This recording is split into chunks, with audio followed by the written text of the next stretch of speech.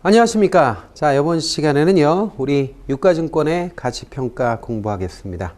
자, 유가증권의 가치평가는 이제 보통 우리가 이제 채권하고 주식의 가치평가를 중심으로 공부를 할 겁니다.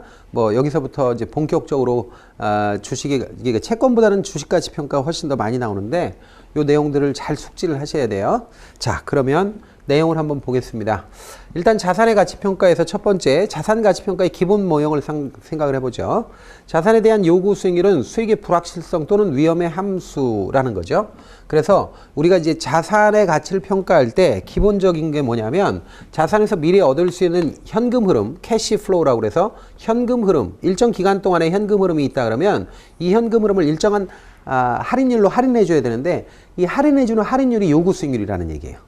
요구 수익률이라고 하는 거는 투자자가 최소한 이 대상에 투자할 때 이 정도는 나와야지, 이 정도는 수익이 나와야 되는 거 아니야? 라고 생각하는 수익률을 요구 수익률이라고 그래요. 근데 그 요구 수익률은 기본적으로 무엇에 의해서 결정되느냐면 위험의 함수라는 거죠. 그러니까 생각을 해보세요. 내가 어떤 대상에 투자하는데 그게 위험해.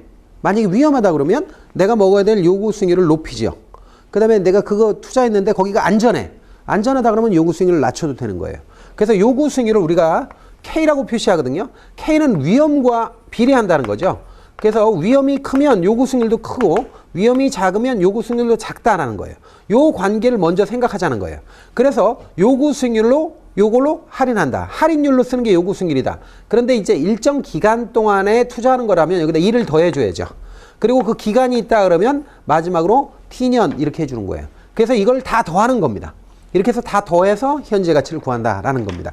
그래서 마지막으로 요 산식이 바로 일반식이나 마찬가지 기본식이에요. 그래서 자, 1 플러스 K분의 K의 T승분의 그 다음에 CFT 해가지고 요걸 다 더하는 것이다 이거예요. 그래서 마지막 산식이 중요한 겁니다. 요게 이때 K는 요구 수익률, 그리고 요구 수익률은 이 미래 예상 수익을 현재 가치로 바꿔주는 거기 때문에 할인율이라고 부르는 거예요. 그러니까 할인율이 따로 존재하는 게 아니라 요구 수익률로 미래 가치를 현재 가치로 바꿔주면 이걸 할인율이라고 표현하는 거죠. 자, 그래서 자산 가치 기본 모형을 봤습니다. 자, 그러면 이제 기본 모형을 봤으니까 이제 하나하나 자산을 보는데 우리 교재에서는 채권하고 주식으로 크게 둘로 나눠서 자산 가치를 평가합니다. 첫 번째로 채권 봅니다. 자, 채권은 이제 만기가 있는 채권이 일반적이죠. 그래서 만기가 있는 채권의 경우에 이제 채권 가치를 평가할 때 채권은 지급불능 위험으로 무위험 수익률보다 높은 수익률을 요구하죠. 대개 무위험 수익률은 국채 같은 겁니다. 국채 같은 거는 이제 안전한 거니까 무위험 수익률이라고 그러고 일반적인 채권은 무위험 수익률보다 수익률이 높다라고 얘기하고요. 다른 조건이 같다면 회사채의 지급불능 위험이 높을수록 요구 수익률이 높아져요. 위험이 클수록 요구 수익률도 커진다. 다른 조건이 같다면 요구 수익률이 변할 때 장기 채권의 가치가 단기 채권의 가치에 비해서 더 큰 영향을 받아요. 그래서 수익률이 변할 때 장기채가 단기채보다 가격이 더 크게 오르고 크게 떨어져요. 왜냐하면 장기채는 기간이 기니까. 그 다음에 4번 이자율 위험이라는 게 있는데 시장 이자율의 변화로 인해서 채권 가격이 변화할 때 그걸 이자율 위험이라고 그래요. 그리고 만기 이전에 채권을 처분할 때 실현 수익률이 불확실하거든요. 요것이 바로 이자율 위험이다. 이렇게 표현한다는 거예요. 자, 그러면 만기가 있는 채권 가치를 어떻게 평가하는가? 자, 식을 보면 만기가 있는 채권의 경우에 채권이 만기가 있기 때문에 그 기간 동안에 이자도 받고 그다음에 마지막에 액면도 받을 거 아니에요. 채권은요.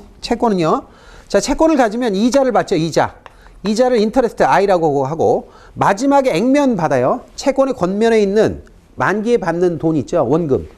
요걸 F라고 했을 때 요때 이자와 원금을 나중에 할인해서 받아야 되잖아요. 그래서 1 플러스 K로 할인하는데 요 이자를 몇 번 받느냐? 요거 전부 다 할인해서 다 더해야 돼요. 그리고 마지막에 받는 요 돈은 뭐야? 만기 때 한 번 받는 거잖아요. 만기 때 액면 한 번 받으니까 요거 마지막에 T로 대문자로 하든 뭐 N으로 하든 이거는 뭐 마지막에 한 번만 하는 겁니다. 그래서 이걸 두 개를 다 더하면 그러면 채권의 가치가 된다라는 거죠. 자, 그래서 요게 일반식이에요. 만기가 있는 채권에. 그래서 이자하고 액면을 할인하는 것이 기본입니다. 그래서 요때 K라고 하는 거는 요구 수익률이다. KD라고 약자로 썼는데 이거는 이제 우리 교재에 있는 대로 표현한 거니까 그렇게 알아놓으세요. KD는 요거 이게 아래 첨자로 D로 돼 있는데 뭐 K로 그냥 알아놓으세요. K는 요구 수익률이에요. 그래서 요구 수익률로 할인하면 된다라는 거죠. 자, 그래서 만기가 있는 채권에 우리가 기본적인 산식을 봤습니다. 자, 이번에는 영구채입니다. 영구채의 경우에는 액면이 없어요. 마지막에 받는 돈이 없어. 영원히 이자만 줘.